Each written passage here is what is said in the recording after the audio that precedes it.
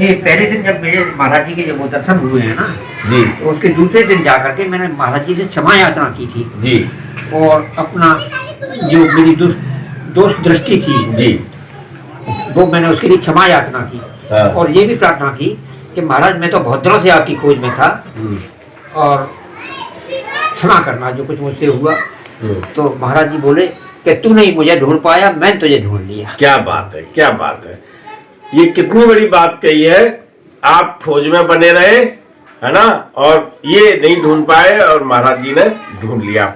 ये भी आप सब लोग कभी कभी फोन पे बात करते हैं और आप वास्तव में जब ये कहते हैं कि आप बहुत अच्छा काम कर रहे हो, बढ़िया काम कर रहे हो, मुझे बहुत अच्छा लगता है। और जिस तरह से हमें नहीं पता था, हम तो जिंदगी भर अखबारों की पत्रकारिता करते रहते और काम करते रहते और जिंदगी यूं ही व्यर्थ चली जाती। लेकिन सही बात यह है कि जिंदगी का सच अब हमने अपनी जिंदगी को सही तरह से जिया है और जब तक घट में राम है, क्यों साहब, बस है ना, तब तक ये यात्रा जारी रहेगी। दादा, हम चलते हैं उस प्रसंग की तरफ जब महाराज जी अपनी मानव लीला को विश्राम देने के लिए कैंची धाम से चले गए। आप कहाँ थे? मैं उस समय वृंदावन, मैं तो पीछे पहुंचा हूँ। पहले मेरी पोस्टिंग महाराज जी पहले जीवन काल में करा गए थे। मेरे जॉइंट डायरेक्टर दर्शन करने आए जी, पूरा प्रसंग सुना दूंगा आपको जी।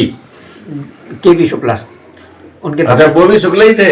शुक्ला थे। हमारे प्रसंग में न जाने क्यों शुक्ला जी आते हैं और आप लोग कहते हो ढूंढ ढूंढ के बात। मैंने नहीं दादा से कहा, दादा हमने तो नहीं कहा ना शुक्ला का प्रसंग सुना था। चलिए सुनिएगा। अब शुक्ला जी आए तो ये मेरे मित्र ने बताया, वृंदावन में नहीं था, मैं मैनपुरी में था जी। तो आप मैनपुरी में? मैनपुरी में पोस्टिंग, मैनपुरी में भी नौकरी की है? हाँ, क्या बात। देखो भाई, मैनपुरी में झटका मैं इसलिए खा गया कि मैं भी मैनपुरी का रहने वाला हूँ। चलिए, हाँ जी दादा, क्या कह रहा था? मैनपुरी में थे आप? मैनपुरी में था। तो मेरे मित्र, जब मैं यहाँ आ गया तो मेरे एक मित्र ने बताया कि महाराज जी के दर्शन करने के लिए गए ये डायरेक्टर साहब शुक्ला जी। हाँ, जॉइंट डायरेक्टर।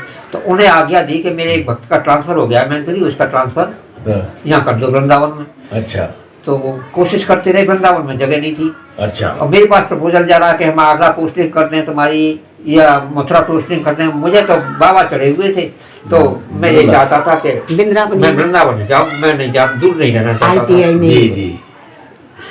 मतलब उससे इतनी नजदीकी थी। मैं आपको बताऊँ, वो फिर प्रसंग सुनाऊंगा उसके बाद ही। जी जी। तो बाबा जी ने आदेश दिया, तो बाबा जी से पूछा कि तो नाम क्या है?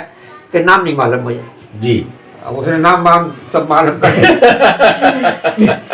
किस किस का नाम याद रखे। तो मेरा ट्रांसफर वहाँ नहीं था, वृंदावन में जगह नहीं थी, मथुरा एम्प्लॉयमेंट एक्सचेंज में एक ही डिपार्टमेंट था उस समय, और अलग हो गए जी। वहाँ पोस्टिंग कर दी। मेरे लिए नया काम था, थोड़ी सी दिक्कत तो मुझे हुई, पर मैं बाबा जी के नजदीक आ गया, इस बात का सब नहीं माने वो ट्रांसफर ऑर्डर छिपाओ तो लाए। हाँ, वो तो बता। अच्छा। अब ट्रांसफर ऑर्डर आ गए साहब। ट्रांसफर ऑर्डर मुझे मालूम नहीं पड़े।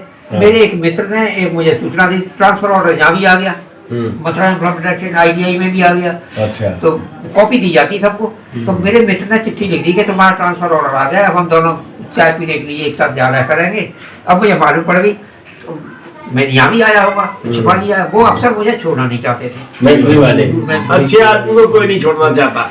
तो अब मैं परेशान ज्यादा हो गया जब उसकी मालूम पड़ गई कि ट्रांसफर ऑर्डर आ गया, मुझे नहीं छोड़ा जा रहा। तो अब मैं क्या करूँ? बाबा जी की दी हुई फोटो मेरे पास, ब्लैक एंड व्हाइट। अच्छा, उन्होंने दी है? दी है, उन्हीं के हाथ की। कहाँ है? रखी है पूजा के आगे। अच्छा। उन्हीं की पूजा करता हूँ, बोले तो वो साक्षात। तो मैंने वो खिड़की बंद, आलमारी बंद रखता था वो जी। हुआ ये कि मैंने फोटो के सामने महाराज जी से प्रार्थना की, महाराज जी अब आप ही संभालो। मैं, मेरी बस नहीं, मेरा बस नहीं है। शाम को 7:20 पे न्यूज आती है कि उत्तर प्रदेश में राष्ट्रपति शासन लागू हो गया है। अच्छा। सुबह ही ऑफिसर ने पत्र निकाल कर दिया। मजबूरी थी उसकी कि भाई अब तुम जाओ, मैं तुम्हें छोड़ना नहीं चाहता था। और ऊपर से लिखे आता था, मैं कहता इस आदमी के बिना मेरा काम नहीं चलेगा, मैं छोड़ नहीं सकता था। अब मैं नहीं छोड़ता हूँ तो मेरे खिलाफ एक्शन हो जाएगा। अब जब तुम चाहना चाहो तभी तो मैंने अब यहाँ से जल्दी से नहीं विदा ले, जून में मेरा ट्रांसफर हो जाएगा। आकर के मैं ज्वाइन कर दिया जी। फिर मैं आश्रम गया, बाबा जी तो थे नहीं, गर्मी के दिन थे, तो बाबा जी तो कैसी होते हैं जी। धन्यवाद दिया बाबा जी को।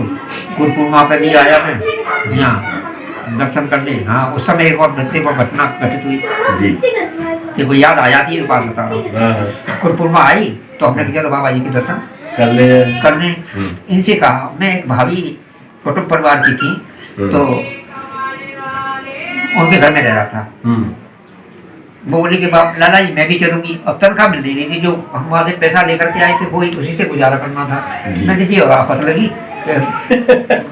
और 98 रुपया रिक्शे का और किराया, मतलब पर वही भारी था। वही मैं आपको बताऊँ, हाँ उस समय 50 पैसे की वैल्यूएशन होती थी। तो हुआ ये कि मैंने चलिए 150 से 200 तनख्वाह मिलती होगी, ज्यादा नहीं होगी। 100 रुपया वो तो शुरू में ही 100 रुपया। अच्छा, फिर और बढ़ गई होगी, पर फिर भी कम था। चलिए साहब जा रहे हैं। अब ये रास्ते में बोली कि टिकट तो मैंने फेंक दिए, तो मैंने वैसे ही हम परेशान हैं और टिकट चेक किए तो दोबारा टिकट लेना पड़ेगा। इनसे कहा टिकट क्यों फेंक दिया, चुपचाप कहा मैंने कि सुन नहीं ले कंडक्टर, नहीं अभी कोई बमाड़ा हो जाएगा। और उतर गए सब हम वृंदावन जाकर के। अच्छा, उतर गए, उधर से लौट रहे हैं, टिकट ली और मैंने हाथ में दे रहे अपनी फेंकना मती, कह दिया दोबारा टिकट ले ली। अब लौट रहे हैं लौटने में। अच्छा अच्छा, वहाँ रुकने की कोशिश की, मैं रुका नहीं। वृंदावन में क्या रुका नहीं, भंडारा होगा। गुरुपूर्णिमा को तो सब आश्रम में मनाया जाता है गुरुपूर्णिमा, तो मैं रुका नहीं। अब हम लोग चल दिए वृंदावन से वापस मथुरा के लिए जी, टिकट लेकर के इनको दे दी।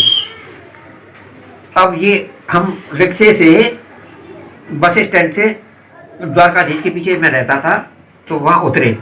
अब ये बोली कि देखो ऐसा है, टिकट अभी मैंने टिकट फेंकी नहीं है, फेंक दूंगा अब तो। रिक्शे से उतर करके ये बोली टिकट फेंक दूं। मैंने अब क्या होगा, वो तो बस से उतरने के बाद ही फेंक देती। जो इनकी टिकटों के ऊपर निगाह गई तो वो 10 रुपए जो खर्चे हुए थे आने जाने के, वो टिकटों के बीच में 10 का नोट लगा हुआ है। अरे वाह, क्या बात है। जो खर्चा हुआ वो जो मैं सोच रहा था कि मैं खर्चा करूंगा भाभी और मेरे बाप साथ, ये लीला है महाराज जी की। क्या लीला है, नाप तोल के मिलता है। आप ज्यादा सोचोगे, अब ये सोचते कि सारा खर्चा दे दे तो हो सकता है 100 का नोट निकल आता। इन्होंने केवल किराए का सोचा तो 10 का नोट निकल आया है ना। तो लंबा मांगो जब भी महाराज जी से मांगने का मन हो। कोई 10 खर्च हुए होंगे, 10 खर्च हुए, 10 मिल गए। और एक बार ऐसा हुआ कि तनख्वाह बांटने में याद आती जा रही वो जी जी जी जी जी 100 का नोट में किसी को दे दिया, ज्यादा। अच्छा, और 100 रुपए की तनख्वाह मिलती थी उस समय की बात है। ये तो मुझे याद है कि उस समय 100 रुपये तनख्वाह थी जी, और 10 रुपये सिक्योरिटी कट जाते थे कैशियर की जमानत के। अच्छा, 90 रुपए में पूरा गुजारा करते थे। गुजारा का 8 आना किलो दूध आ तो 7 रुपया किराए के, और वो जैसे ही खर्चा है तैसे ही खर्चा थे। महंगाई इतनी तो बढ़ थी।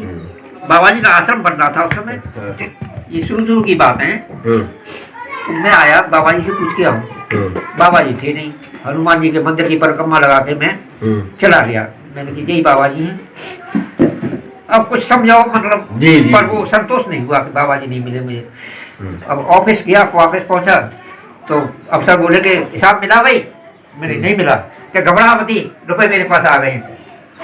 अच्छा, और दूसरे दिन फिर मैं मंदिर आया, बाबा जी मिल गए मंदिर की। तो बाबा जी पूछे तेरा काम हो गया? और उनसे कोई जिक्र नहीं किया, और जाने कहाँ होंगे। और मैं आश्रम आया हूँ और तेरा काम हो गया। वो जो 100 रुपए का कम हुआ तो मिल गया। एक और गुप्त संकल्प था मेरा जी, तो वो मुझे मालूम नहीं, मैं व्यक्त उनसे भी नहीं कर पाया और आपसे व्यक्त चाहता हूँ व्यक्त कर नहीं, अब कर ही दो। कर नहीं पा रहा हूँ मैं, वो शब्द नहीं उसके लिए एक्सप्लेन नहीं कर पा रहा हूँ। नहीं, साधारण बता दो। पहले आध्यात्मिक था, कुछ इच्छा थी कि ये मेरी स्थिति हो जाए। अच्छा, संकल्प ऐसा था। तो उसके बाद कुछ दिनों बाद यहाँ पोस्ट ऑफिस जो है वृंदावन का, वहाँ एक पीपल का पेड़ था, अब नहीं है वो वहाँ।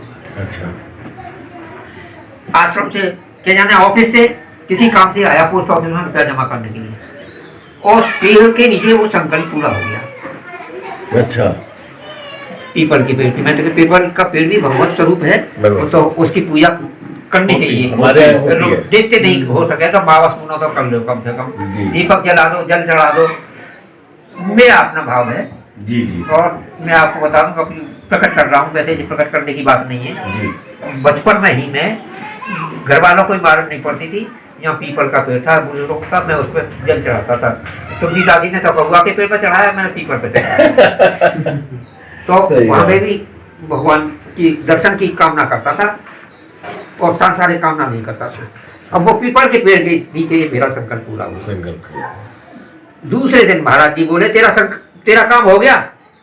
देखिए समझना, और कितनी गुप्त बात है जो कि किसी को बताई नहीं, और अब बता सकता हूँ, और वो बात कर दी, तेरा काम हो गया। महाराज जी ऐसे ही काम किया करते हैं, आज भी करते हैं कि कोई संकल्प आपने लिया, कोई इच्छा की, कोई बात की, बस और आप मानते हो नहीं मानते हो, लेकिन जब संकट तुम्हारे पास आए, परिचय दे रहा हूँ, प्रमाण दे रहा हूँ, जब संकट पड़े तो महाराज जी को याद कर लो, हृदय से प्रार्थना करोगे आप उस समय तो वो पूरा होगा, तो पूरा हो जाएगा। मैं आपको फोन पे बताता हूँ ना, आज दादा बता रहे हैं, आप यकीन करिएगा कि अगर आपने पूरी श्रद्धा से, विश्वास से महाराज जी को आपने याद कर लिया, आपकी आस्था एकदम जगी हुई है, तो आप समझ लीजिए कि आपका संकट कट जाएगा, आपकी मनोकामना पूर्ण हो जाएगी। दादा सही कह रहा हूँ मैं? बिल्कुल सही है साहब, ठीक है ना? पर विश्वास के साथ, विश्वास के साथ, विश्वास नहीं है तो कुछ नहीं है। वीडियो पसंद आए तो लाइक कीजिए, शेयर कीजिए। सब्सक्राइब बटन पर क्लिक करके चैनल को सब्सक्राइब करें और बेल आइकन दबाना बिल्कुल ना भूलें, ताकि हमारे अपडेट